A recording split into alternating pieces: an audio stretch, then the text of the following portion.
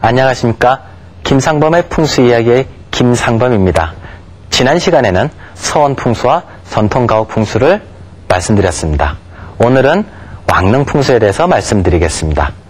신라시대, 삼국시대, 고려시대, 조선시대 왕릉들이 있지만 풍수 이론이 정립된 조선 왕릉에 대해서 더 구체적으로 말씀을 드리겠습니다.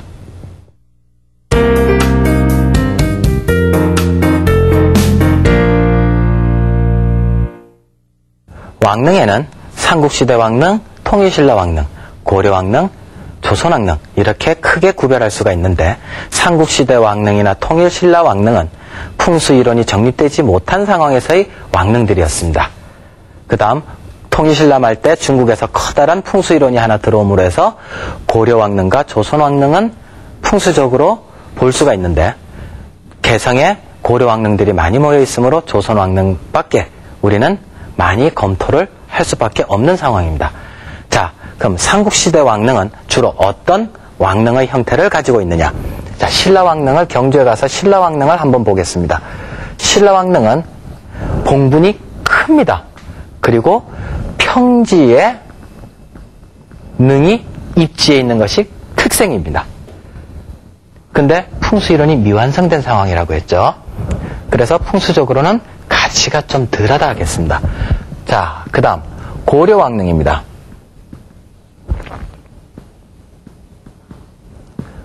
고려왕릉은 산지에 입지에 있습니다. 자, 다음 사진을 보겠습니다. 이 사진은 이제 고려왕릉의 형식을 빌린 왕릉입니다. 산지에 위에 올라간 상황입니다. 그리고 세 번째로 조선왕릉을 보겠습니다. 조선왕릉은 평지도 아니고 그렇다고 높은 산지도 아닌 비산, 비야, 산도 아니고 들도 아닌 어중간한 언덕, 동산 위에 올라간 왕릉이 됩니다. 자, 다음 사진을 보겠습니다. 이 사진이 조선 왕릉의 특징적인 산들입니다. 야따막한 언덕 위에 올라갔다는 것입니다. 뒷산이 있고요. 그 다음에 평지가 있고, 뒷산이 있고, 그 다음 여기가 평지입니다. 그럼 야트막한 언덕 위에 왕릉들을 올려놓았다는 것입니다. 이것을 뭐라 하느냐? 강이라고 하거나 또는 사초지라고도 이름을 합니다. 산기운이 오다가 이 언덕 같은 데에서 기운을 듬뿍 모아서 봉분으로 산기운을 올려다 준다라는 것입니다. 자, 그러면 거기에는 여러 가지 또 형태가 있습니다. 지금 사진에서 보시는 것과 같이 능이 한 개인 능을 단능이라고 합니다. 단능, 하나란 얘기죠. 정자각이라고 하는 게 여기 제사를 지내는 곳인데, 제사를 지낼 때 여기서 제사를 지내고 위에서는 아무도 안 올라갑니다. 요 단능이라고 합니다. 다음 두 번째 보겠습니다. 이건 뒤에서 찍은 사진인데 봉분이 두 개인 상황입니다. 이것을 쌍능이라고 합니다. 두 개가 모였다 해서 쌍능, 영조능이라든가 숙종능이라든가 이런 능들이 쌍능으로 되어 있습니다. 그 다음 세 번째로 봉분의 형태를 보면 이거는 삼연능, 세 개가 연달아 모아진 능이라 해서 삼연능이라고 하는데, 이거는 조선왕조 중에 헌종능이 삼연능으로 되었습니다. 자, 동구릉 같은 경우를 볼 경우에는, 자, 동구릉은 어디에 있느냐? 서울의 서북쪽에 있는 구리시에 왕릉이, 조선시대 왕릉이 9개가 모여 있다고 해서 동쪽의 구릉, 동구릉이라고 하는데, 거기 가서 보시면은 많은 정보들을 알 수가 있습니다. 행여 제일 좋은 것들을 보시려면은 태조 이성계 능에 올라가셔서 공부를 하시면 제일 맞겠습니다. 자, 또 다른 능의 형태를 보겠습니다. 이 능은 정자각 하나에 제사를 지내는 곳은 한 곳입니다. 정자각이라 그러는데, 정자각 하나에 이쪽 편에 능이 하나 있고 또 이쪽 편에 반대편에 능이 하나 있습니다. 그림으로 그리면 정자각이 하나에 이쪽에 언덕이 하나, 이쪽에 언덕이 하나, 물론 뒷산이 하나 있죠. 여기에 봉분이 하나 올라가고 봉분이 하나 올라갑니다. 그럼 여기서 이제 바라봤을 때 이쪽이 왕의 무덤이고 이쪽에 비의 무덤이 일반적인 것입니다. 자, 이런 것들을 뭐라 한다? 동역 이강릉이라고 한다. 같은 지역 내에, 그러니까 정자각 하나란 소리죠. 같은 지역 내에 다른 언덕을 쓴다, 다른 사초지를 쓴다, 동역 이강릉이라고 이름을 붙인다. 이런 것들은 세조, 수양대군 같은 경우에도 이렇게 올라가 있는 경우입니다. 그 다음 또 다른 능은 하나가 어떤 것이 또 있느냐 하면, 자, 뒷산 하나에 언덕이라고 하는 사초지, 강이 길게 나와서 봉분이 여기에 하나 올라서고 봉분이 또 이렇게 아래로 내려서 가지고 이쪽에 왕이 들어가고 이쪽에 비가 들어가는 왕릉의 무덤이 있습니다. 이런 경우는 뭐라고 하느냐? 동원 상하봉, 동원 상하릉이라고 이야기를 하는 형태로서 왕릉에 가셨을 때는 아, 이런 여러 가지 형태가 있구나 하는 것을 아시면 되겠습니다.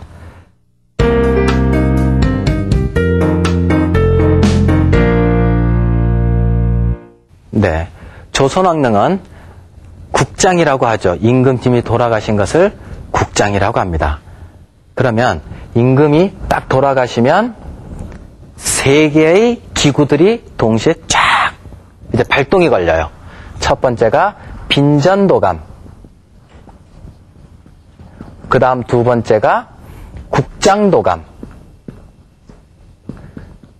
세 번째가 산릉도감. 자, 그러면 이 빈전도감은 뭐 하는 곳이냐? 왕의 시신에 대해서 보관을 하는 곳입니다. 소렴도 하고 대렴도 하고 능지에 가가지고 하관할 때까지 시신을 부패시키지 않고 그대로 보존시키는 역할을 하는 것입니다. 자, 그러면 보통 왕이 능지까지 가는 데는 보통 3개월에서 5개월의 시간이 지납니다. 공사를 하는 건 한 달밖에 안 걸려요. 그러면 2달에서 한 달 빼고 나면, 공사 기간 빼고 나면 2달에서 넉 달의 시간이 뻥 비게 됩니다. 그럼 그 기간은 뭐 하는 기간이겠습니까? 왕릉을 택지하는 기간입니다. 어디터에 자기 아버지 선왕을 모셔야 되는지를 택지를 알아보고 오너라, 좋은 땅이 어디 있는지 명당을 알아보러 오너라, 이러고 정보들이 들어오면 직접 왕이 가서 살펴보고, 아니면 또 다시 알아보도록 해라, 또 오고. 그래서 몇 차례를 반복을 해가지고 왕릉이 택지되는 기간, 그 어디에 묻을 건가 결정되는 기간이 2달에서 넉 달까지가 시간이 걸리는 거예요. 그래서 시신을 그때까지 보관하는 거예요. 근데 이상하죠. 2달에서 넉 달까지 어떻게 시신을 보관해요? 그 오랜 기간을 어떻게 했을까요? 궁에서. 일단 시신이 썩지 않게 하려면은 차갑게 해야 되겠죠. 그래서 얼음을 준비를 합니다. 대나무 위에다가 임금 선왕을 딱 올려놓고 그 주변에다가 얼음을, 배치를 쫙 쌓는 거예요. 그러면 기온이 떨어지니까 부패가 늦게 되는데, 문제는 얼음에서 습기가 나온다는 거예요. 얼음에서 습기가 나오니까 이 습기 때문에 이제 또 시신이 부패할 수 있는 거예요. 그럼 이 습기를 어떻게 하면은 없앨 수 있을까 또 고민들을 많이 했죠. 습기를 빨아 없애는 게 무엇일까? 여러분들 한번 생각해 보세요. 뭐 숯일까요? 안 그럼 또 다른 걸까요? 조선시대 때는 건조한 미역을 사용을 해서 얼음에 습기를 빨아 당겼던 겁니다. 그래서 시신 주변에 미역을 쌓고 그 다음 또 얼음을 쌓아가지고 몇 달씩이라도 보관을 했던 거예요. 임금님이 아무 때나 죽죠. 여름에 죽을 수도 있고 겨울에 죽을 수도 있는데 그때마다 미역과 얼음이 엄청 나오는 거예요. 그거를 몰래 장사 치르고 나면 이제 종로바닥에 나가서 싸게 또 미역을 팔기도 했어요. 염가 세일입니다. 미역이 염가 세일 그때는. 자, 그렇게 보관을 했던 것이 빈전도감 역할이었습니다. 그러면 국장도감은 뭘 맡아서 했느냐? 발인입니다. 발인. 궁에서부터 나와가지고 500명이 횃불을 들고 500명이 또 다른 500명이 시신을 운구하면서 능지까지 묻힐 곳까지 쭉 몇 박 며칠에 걸려서 이제 가는 거예요.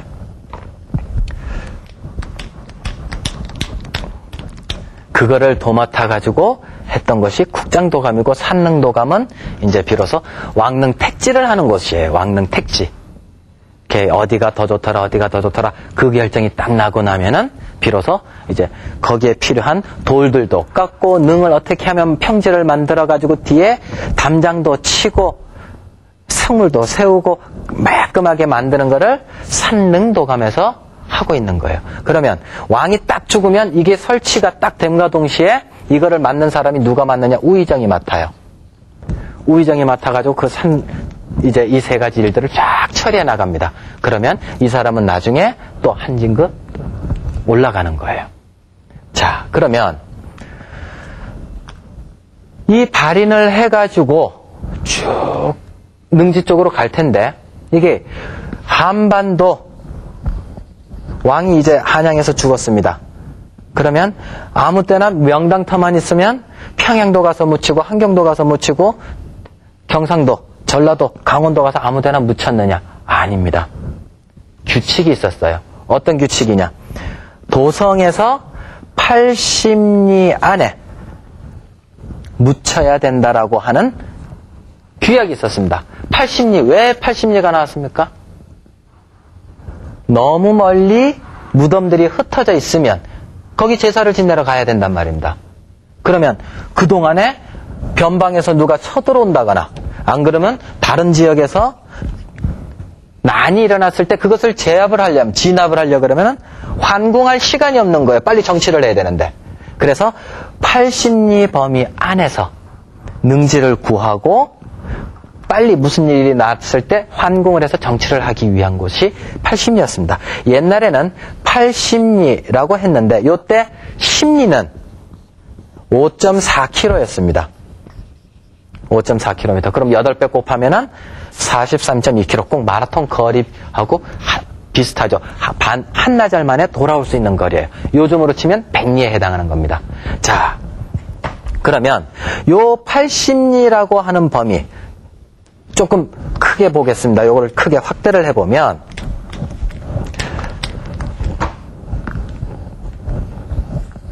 여기 물론 백두산입니다. 자, 80리, 도성에서 80리라고 하면 요 안에서는 행여 좋은 택지가 있으면 당연히 들어가는데 누가 먼저 쓴 어느 대신이 어느 신료가 먼저 썼던 무덤이라도 그 터가 명당 중에 명당이라면 왕들이 들어갔어요. 세조 수양대군도 들어갔고요. 그 다음에 세종대왕이 한번 천장, 2장을 한번 할 때도 남의 선산 무덤에 좋은 혈이라고 해서 들어가기도 합니다. 그래서 요 80리 안에 있는 무덤들은 선산 무덤들은 지켜질 수 있다 없다. 어느 왕이 죽으면 어떤 왕이라도 죽으면 언제든지 파헤쳐질지 모르는 위치에 있는 거예요. 그러니까 불안하기 짝이 없는 겁니다. 전왕 때 영의정이었던 사람의 선산의 무덤도 날아가요. 왕비의 친정아버지 무덤도 날아가요. 왕권을 그걸로 휘둘렀어요. 조선왕릉들은. 너희들 마음에 안 들어? 너희들 무덤으로 선산 무덤 들어갈 거야 하고 그러면은 전부 다 넘어지는 거예요. 자기 선산 파헤쳐져가지고 기분 좋은 사람 어디 있어요? 아무도 없죠. 그러나 무슨 말 한마디 할 수 있었습니까? 아무 소리도 못하고 성은이 만극하옵니다. 저희 선산을 좋게 봐주셔서 이러고 이제 물러나야 되는 거예요. 그러니 요 80리 바운더리 밖을 벗어나면 산다 안 산다? 선산이 무사하다 안 무사하다? 무사하죠. 그래서 요쪽으로 80리를 딱 벗어난 곳에 있었던 곳이 뭐다? 용인이에요. 그럼 용인에다가 묻으면, 물론 여러 가지가 있는데, 80리 밖에 여러 군데가 있는데 그 중에서도 용인에 좀 터가 많았을 수도 있었겠죠.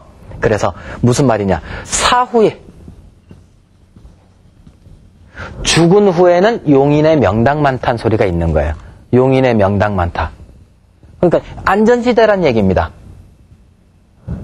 그랬더니 용인의 명당이 다 차고 나니까 이제 어디로 내려올지도 모른다. 이 밑에 동네로 또 내려올지 모른다. 이거. 여기가 어디냐?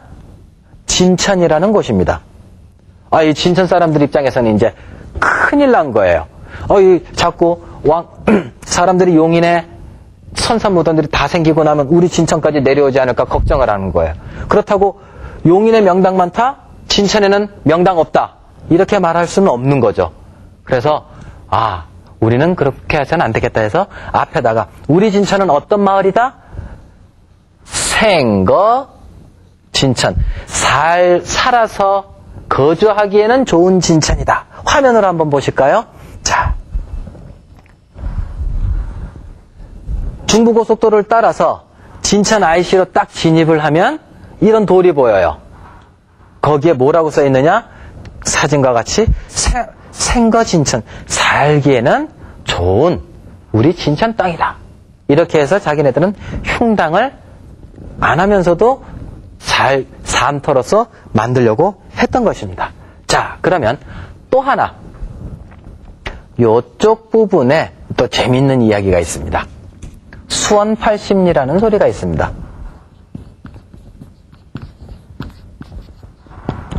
자, 이 이야기는 어디서 나오느냐? 영조. 자, 이쪽은 지우고요. 이제 영조의 아들이 누굽니까? 사도세자죠. 뒤주 속에 죽었다는 사도세자. 사도세자의 아들이 누굽니까? 정조죠. 자, 여기서부터 이제 발생이 되는 거예요. 영조가 사도세자를 보름 만에 굶겨 죽입니다. 그리고 그 광경을 목격하고 정조가 자라나게 되죠. 그래서 정조는 사도세자에 대해서 너무나 효를 하고 싶은 마음이 드는 거예요. 너무 불쌍하게 우리 아버지가 죽었다 이거라. 그래서 맨 처음에 사도세자는 흉당에 묻힙니다. 그리고 왕세자에서 폐위돼서 죽었기 때문에 능이라고도 못 쓰는 거예요. 자, 왕능을 보면은 왕족이 죽었습니다. 왕족이 죽었을 때는 세 가지의 호칭이 있어요. 능, 그 다음에 원, 묘. 이렇게 왕족이 죽었을 때는 세 가지를 쓰겠는데, 자, 요 한자를 좀 바꿀게요. 능은 누구한테만 쓰는 말이냐? 왕과 왕비에게만 씁니다. 딴 사람한테는 쓸 수가 없습니다.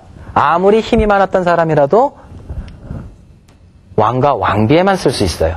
그 다음 원은 그 밑에 단계로서 왕세자나 왕세자 비, 그 다음에 아주 가까운 친척들한테는 원이라고 썼으며 그것도 안 되는 왕족들은 묘라고 칭하게 됩니다. 사도세자는 왕세자에서 폐위되었기 때문에 왕세자 원도 못 쓰고 묘라고 쓰는 겁니다. 우리 광해군 폐위된 사람이 두 사람 있죠? 하나는 연산군이요, 한 사람은 광해군이라. 이 두 사람 묘를 전부 다 뭘 한다? 능이나 원이라고 칭하지 않습니다. 광해군 묘, 연산군 묘라 칭하는 겁니다. 자기 아버지도 묘로서 능이 흉당에 들어가니까 정조 마음은 아프다 안 아프다? 아프기 짝이 없는 거예요. 그래서 자기가 왕이 딱 되자마자 이거를 지금 그러면 어떻게 묘에서 추존을 시켜서 올릴까 생각을 한 거예요. 결국엔 능까지 해냅니다. 나중엔 어디까지? 육능이라고까지 이제 올리는 거예요. 그리고 자기는 죽어서 아버지 옆에 같이 싹 들어갑니다. 그래서 건능이라고 하는데, 자, 사도세자가 다른데 흉당에 묻혔다가 이제 정조가 어디가 좋은 명당터가 있을까 하고 막 알아본 거예요. 그랬더니 수원에 멋진 터가 있어옵니다. 이렇게 이야기가 나와서 그러면은 수원을 한번 가보자. 이러니까는 가봤더니 진짜 명당이에요. 정조가 풍수를 알았을까요? 알았습니다. 조선 임금 26대 왕까지 있는 중에 풍수의 대가의 왕을 찾으라면 두 사람을 찾을 수가 있어요. 수양대군 세조요, 둘째가 정조입니다. 그 두 사람은 당대의 풍수 실력가들을 가졌던 직관들이나 그 다음에 정승 판스들의 실력들을 능가할 정도의 실력을 가졌던 사람이 세조 수양대군과 정조입니다. 그 정조가 여기 딱 와보고 나니까 이 정도 땅이면 내가 선왕을 모실 수가 있겠다. 그래가지고 딱 옮기려고 하는데 그 산이 어떤 산이냐?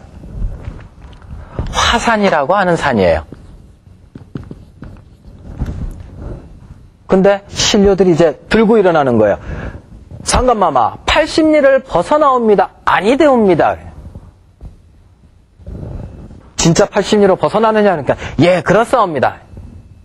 근데 나는 옮기고 싶은데 어떻게 하리? 그래도 아니되옵니다. 다른 터를 구해보시옵소서. 80리 안에. 고민하다가 이게 또 발동하는 거예요. 끝까지 해보고 싶은 거예요. 그래서 정조 임금이 뭘 하느냐?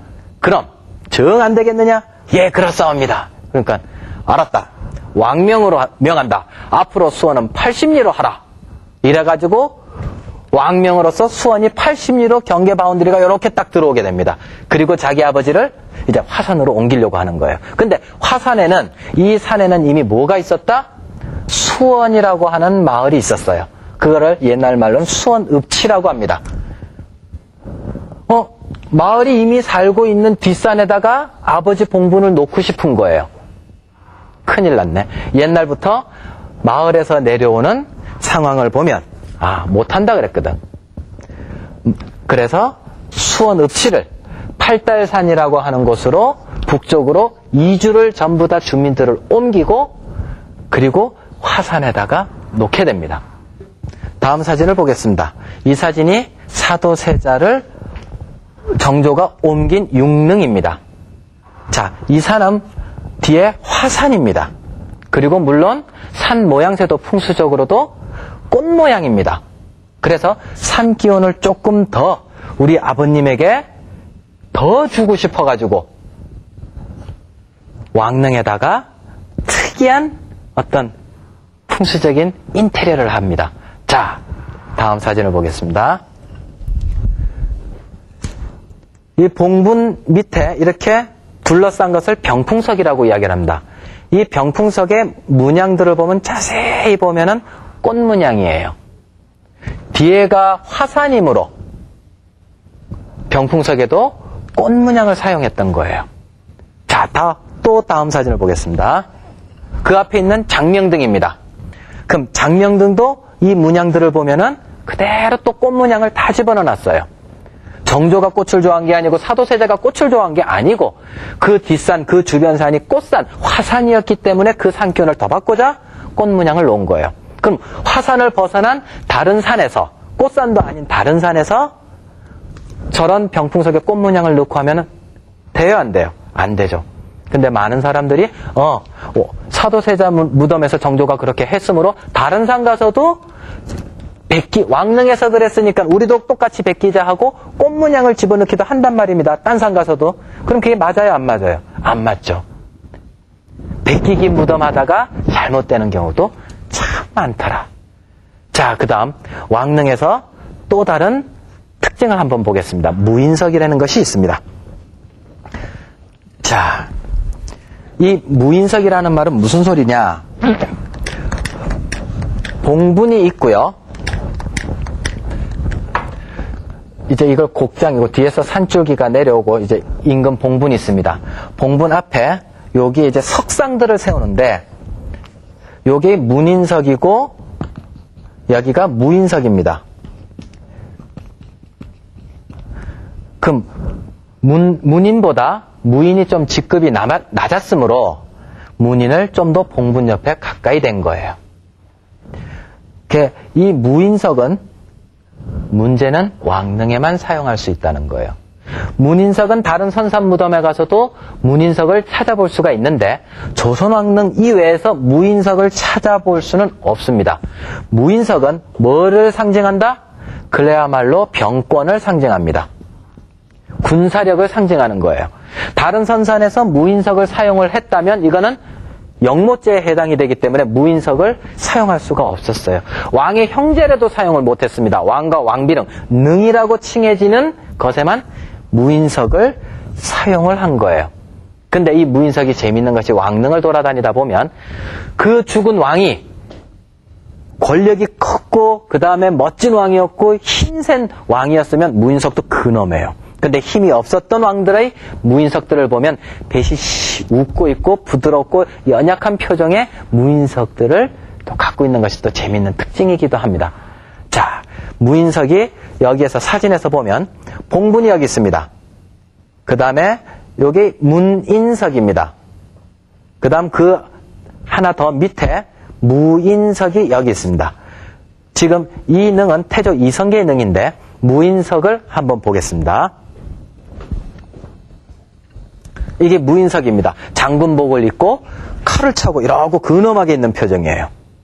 자, 그러면 이 왕릉에만 있는 것이 이제 아주 이상한 곳에 있기도 합니다. 자, 다음 사진을 한번 보겠습니다.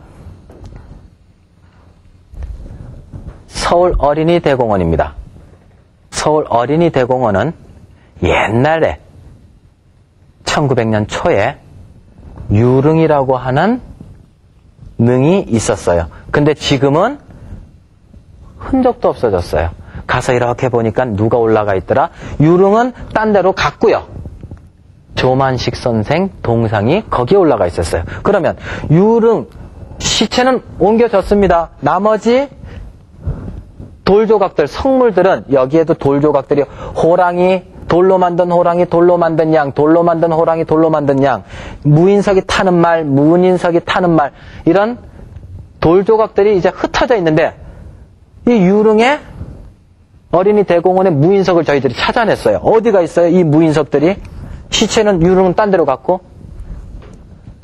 여기가 무인석이 있습니다. 여기도 무인석이 있습니다. 이 누굴 지키고 있습니까? 뒤에 슈퍼마켓 매점을 지키고 있어요. 문인석이 뭔지도 모르므로 슈퍼를 지키고 있다. 말이 안 되는 거죠. 빨리 문화재가 원위치로 돌아가야 되는 것입니다. 자, 그리고 무덤 공부를 이 강의를 보면서 행여 공부하시는 분들이 있으면 반드시 왕릉을 공부하셔야 됩니다. 왕릉은 그때 당시 최고의 직관, 최고의 풍수가들, 최고의 실력을 가진 정승들, 판서들이 모여가지고 왕릉을 택지했기 때문에 하자가 거의 없다고 보시면 됩니다. 정석과 표본을 제대로 보여주시려면 왕릉 가서 보시면, 거기서 공부를 하시면 가장 맞겠다 하겠습니다. 자, 오늘은 조선 왕릉에 대해서 형태를 한번 살펴봤고, 그 다음에 수원 80리를 통해서 조선 왕릉을 보았습니다. 자, 오늘 강의 이것으로 마치겠습니다. 감사합니다.